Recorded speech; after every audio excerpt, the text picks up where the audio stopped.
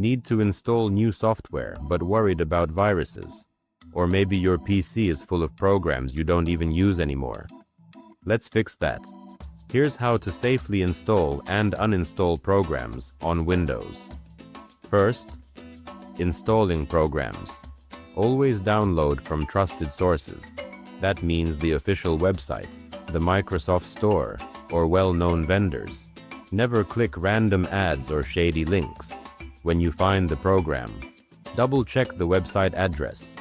Look for HTTPS in the link, and be careful of fake Download Now buttons.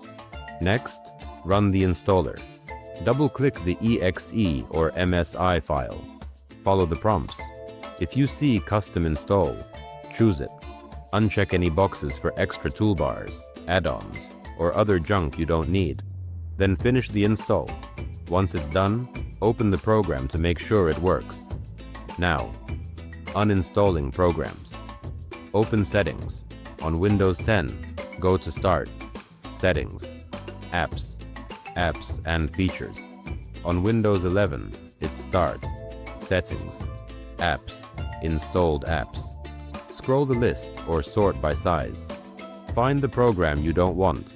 Click Uninstall and confirm. Windows will remove it for you.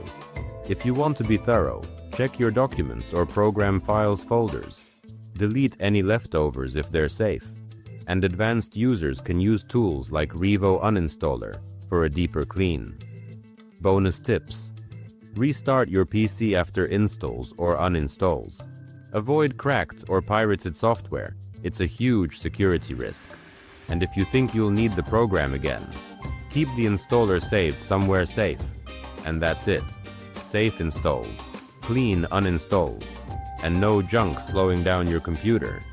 If this helped, give it a like and subscribe for more beginner-friendly tech tips every week.